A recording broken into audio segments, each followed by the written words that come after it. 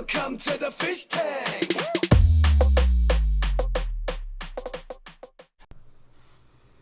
Hey everybody, Fishman here, and welcome to another video.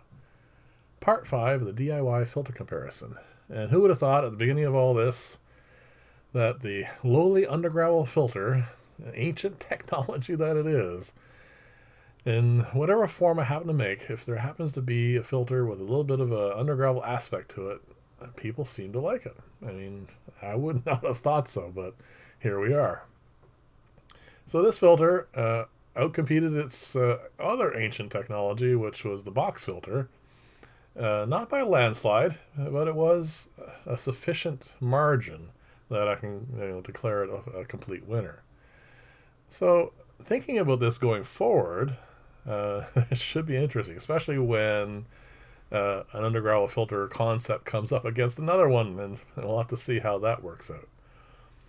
But this actually kind of ties into how I want this week's videos to go if I manage to get all the builds done for it and everything. I do want to kind of stick to a theme. The theme is not undergravel filters, though actually Wednesdays might be. But it's the theme of trying to create stable environments and parts of the aquarium that you don't touch, which help maintain that stable environment. And you'll see as the week progresses how that all unravels. So here we go. These are the numbers for the undergravel filter. Biological 8, mechanical 5, cleaning 10, and commercial viability 8. So those are actually really good numbers. So because I want, again, a theme for this week, I was actually rather careful in how I picked what this is going to go up against, because I want it to, obviously fit in that theme. So it actually is one of my favorite filter builds so far, and you probably can guess what it is at this point, because there's one that I've actually really been liking and doing a lot of, and that is the high humidity filters, these planter filters. Now this is going to tie into Wednesday's build, because you'll see as it goes along very, very, very closely actually, and it is going to be an integral part, not this one here specifically, but this style is going to be an integral part of the rainforest build, which I'm going to have hopefully up and running for Friday. So keep this all in mind as the week progresses. I want to, like I said, I'm trying to get a theme here going of builds that give you part of the aquarium that you just don't alter much. So it's, think of it like a refugium in saltwater tanks. It is a place where microorganisms and not so microorganisms such as the scuds, cherry shrimp, and snails, well, to a lesser degree the snails, where they have a spot where they can reproduce, and it's a nice stable environment for them. And also what they do is they add stability to the aquarium itself by cycling through fish wastes and any kind of free-floating algae and excess food and that sort of stuff. That actually produces really a stable environment, and I've built a couple of these now, and I've been testing them out for quite some time, and I find that if I put one of these on an aquarium, it is actually a big impact on the tank. So there you go. I've given you my sales pitch. Now it's time to actually just go through some numbers, and then we'll see what you guys think of it. So biologically, this is probably its best attribute, of course, because I've been touting how great it is at creating a stable environment. So I can't really give this a low number for sure, because this is what it's for. This is what it does. Is it reduces any kind of chemical aspect of the aquarium, like nitrates. Nitrites and ammonia shouldn't be a problem anyway, but sometimes they are if you overfeed.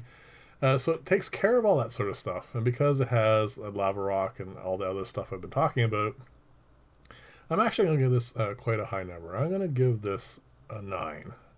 I probably should give it a 10, but I do want to still leave some room at the top just in case something else comes up along this line maybe, or another line that is a better biological filter. So we're going to just stick with a 9 for now. Next up is mechanical filtration. Now the odd thing about this is it's not really meant as a mechanical filter. I've always used it exclusively as the second stage in the filtration system. Have them fed by either a box filter in this case or an undergravel filter. So they're not really meant to do any mechanical filtration, but obviously because there's lava rock, plant roots, moss, and other stuff growing in here, it does actually have a mechanical aspect to it, and that aspect is kind of important because that detritus that it traps ends up forming a nice layer around things. And because of how the flow works, it gives you low flow rate areas, higher flow rate areas, so different various levels of oxygen. So you do actually get some denitrification as this ages, not just from the plants using up the nitrates, but from bacteria using the oxygen off the nitrate for their metabolism as well. So it does have a mechanical aspect. Now, I'm not going to grade it high because that's not what it's designed for, but I give it the same as underground filters and that sort of stuff. So I'm going to give it a mid-range number, and I'm going to give it 5. Next up is cleaning, which includes mechanical moving parts, that sort of stuff, wear and tear. It has none of that, so it shouldn't have any issues with that. And this is actually an area where this filter is going to shine probably even more than biological, because it is not meant to be cleaned.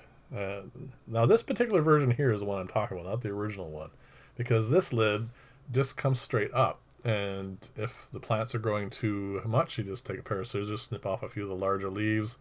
If the lid has grown a little bit of algae, you can, because of the high humidity, you can just wipe that down and then just pop the lid right back on top. It's not meant to have any of the bottom part played with. If the moss grows too large or whatever, again, you'll have to take a pair of scissors and trim that down. But this is meant to run without cleaning as long as possible. And we're talking probably in the neighborhood of more than 100 gravel filters. So we're looking at a year or two at least before you're going to have to consider possibly having to do anything. This one's only been running a month and a bit, but the original one is running a lot longer. And the only reason why I had to get in there and do anything with it was because it was overgrowing, because that one was shorter, and because of that, the leaves are bunching up near the top a fair amount, and it was just getting too overgrown.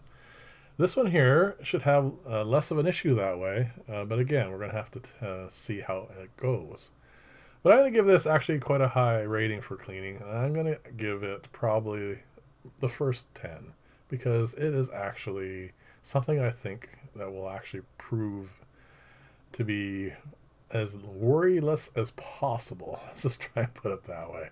But we'll see how it goes. And let me know in the comments below what you think of that rating for sure. Last up is commercial viability. And unfortunately, because this is a relatively new concept of what I've been building, it hasn't really had a chance yet to prove itself one way or another in that kind of category. Well, because of our current situation. I don't have anyone that I can pursue to try this out with and test out for how it's going to work. As far as aesthetics go, I think it's pretty cool, and with certain types of backgrounds, I think it would make a really great desktop style tank.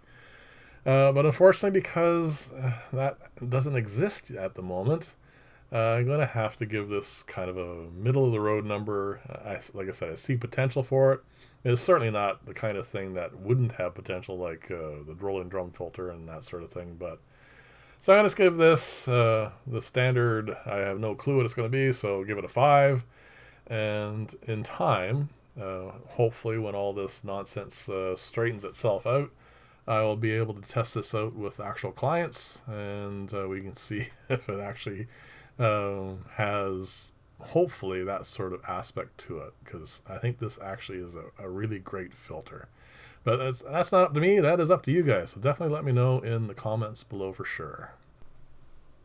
So that gives it a final score of 29, which is a couple short of the underground filter, but none of that matters because the final decision is up to you guys. Let me know in the comments below what you think of both these filters. Well, you've already let me know about the underground filter, so just let me know what you think of this one, whether or not it is in the same kind of league or better, that sort of stuff. And just actually general comments is fine as well. So as I said, Wednesday is going to be a bit of an extension of this video, and Fridays is also going to be theme related. So hopefully you guys will like that as well. And as always, if you like this style of video, please like and or subscribe. And as always, leave lots and lots of comments. And I will see you in the next video, and bye for now.